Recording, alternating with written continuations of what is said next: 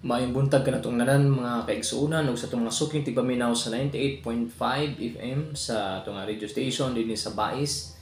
And sa ato pong mga nagasubaybay sa itong programa, ang buhing awit sa kamuturan, ang Ginoong Diyos, magapanalangin ka na ito. Good morning. And this morning, no, atong paghahisgutan karon nga buntag, mahitungod sa usa ka pangutana, sa usa ka tao nga diin na-meet nako, accidentally na-meet nako, no. And lain ang iyahang pundok, but na-meet siya nako tungod sa usa ka pangutana nga diin nangita siya og asa ang bar. So lago-lagtod sa umong pag-istoryahan ay nagpaila siya sa ako. O ako una ang nagpaila sa iya tungod kay gi-invite ko niya. So nagpaila ko sa iya nga dili ko gahimo ana tungod kay pastor ko. So medyo naulaw siya. Tungod kay siya man pud ay usa ka Kristohanon pero nangita siya bar, no. Naa siya dinhi sa Bais. Unya subok paminawon kay nagtakuban siya.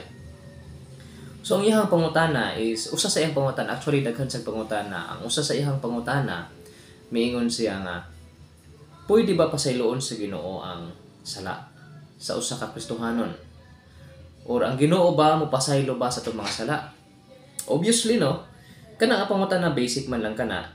Nanaan to na makita sa pulong sa Ginoo in 1 John 1:9. Ang Ginoo mo pasaylo sa atong sala. But take note, sala sa mga Kristohanon. In the circle of the Christian, God will forgive.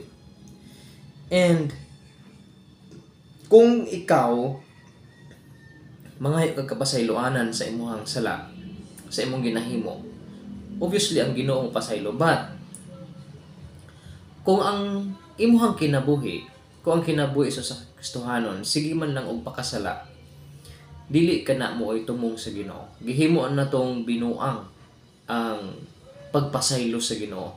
Tawag pa niya na abuse, gina-abuse na to ang grasya sa Ginoo. Nganuman, tungod kay dili unta gyud na no makasala ang Kristohanon. Pero ang problema kay naaman ta niini nga lawas, makasala gyud ta. But ang nakalahi sa usa ka Kristohanon o sa mga dili Kristohanon, ang mga dili Kristohanon or mga dili iya sa Ginoo, tawag niya na magsige sila pakasala. Giin sa pulong sa Ginoo, 1 John 3 verse 4, kung naamay mga Biblia diha, everyone who keeps living in sin also practices disobedience. In fact, sin is disobedience. Verse 5, you know that the Messiah was revealed to take away sins, and there is not any sin in Him. So wala gid sang sala sa iya ha. No one who remains in union with Him keeps on sinning. The one who keeps on sinning hasn't seen Him or known Him. So bot pasabot, kung imong lantawon diha, ang usa ka na unite diha kang Kristo, dili na unta gyud magpakasala. Dili na magpadayon sa pagpakasala. Kung unsa ang imuhang background sa una, kung unsa ang imuhang naagian sa una nga sala, di na nimo na himuon og balik. Tungod kay there is union between the Lord and the forgiven people. Kining tao dili tong kuan ha. Muna kung atong lantawon diha sa pulong sa Ginoong Dios, naay changes diay. Dunay kausaban sa usa ka tawo nga nakadawat kang Hesukristo. And subok paminawon no nga diin daghan gyud diay. Daghan nga mga Kristohanon nga kung moabot og lahi nga dapit, dili na sila magkinabuhi nga diin subay sa katudloanan sa Ginoo. Nga abi nila nga way makita sa ilaha. Accidentally ako sang giingnan, gipasabot na ko siya. Kabalo baka dili aksidente nga nakita ta karon. At least nga mahimo kung tool sa pagpahinumdom sa Ginoo sa imo. Kay pangita niya timing gud kaayo, nagtapad mig lingkod, nagtan-aw kog volleyball kauban sa akong asawa dinhi sa Bais. So nahitabo, nangita siya, nangutana sa ako og asa ang bar. Natagpila po kuno. Kung wala ko idea kay wala ko gahimo ana. So gidako niya, gi-invite ko niya, yun siya nga Wala Ginoo mausab naman tao gyud basta minyo na. Ingon siya bisan pag sulitaw ko wala ko naghimo ana. Kay gawas ni ana dili mo ginay kahimaya sa Ginoo. So, lalo na pag nagpaila ko sa iya nga ako sa kapastor, medyo naulaw siya. Muna nga akong atong lantawon di ay sa pulong sa Ginoong Dios. Atong hinumduman nga ang mga kaanakan sa Ginoo dili nagapakasala. Kung masipyat man ka, make sure nga ang imong pagpangayag pasaylo tindanay.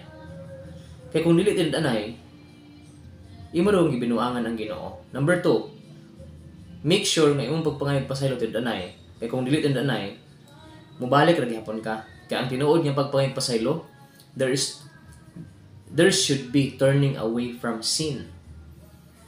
Mutalikod gyud ka sa imong sala. Pakita gyud imong kabaguhan. Ang imo nang i-promote ang testimony ni Jesus Christ. Munang giingon diha, no one who remains in union with him keeps on sinning. Little children, don't let anyone deceive you. The person who practices righteousness is righteous, just as the Messiah is righteous. The person who practices sin belongs to the evil one. So, kung kapadayon pa kapag pakasala hangtod karon, gina-enjoy paghapon nimo, then you are of the devil.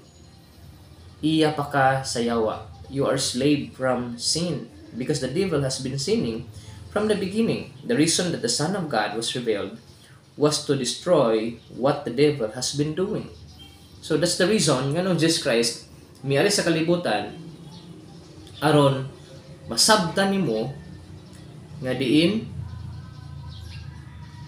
Jesus Christ nagpakamatay sa imong sala. Nagpakamatay para kanimo. Muna nga kung atong lantawon igsuon, atong sabton gyud ibutang sa atong kinabuhi nga diin ang Ginoo nagpakamatay para kanato, para kanimo. And kung dili nimo na masabtan, kung dili ka makasabot ni ana, dawata sa balik. Dawata sa imong kinabuhi. Kung mapadayon ta pagpakasala, kabalo ba ka? Wala na laing bayad para sa imong sala. Gingon sa Hebrews chapter 10 verse 18. Now where there is forgiveness of this sin, there is no longer any offering for sin. Bot pasabot, wala na lain pang bayad sa sala. Kaisa na mo Jesus Christ nagpakamatay. Would you think nga moari na pud ang Ginoong Dios for second coming para magpakamatay na pud sa imuha? Dili na. Para pagkuha na lang sa katong mituo kang Hesukristo ni respond sa invitation ug nagkinabuhi nga matarong.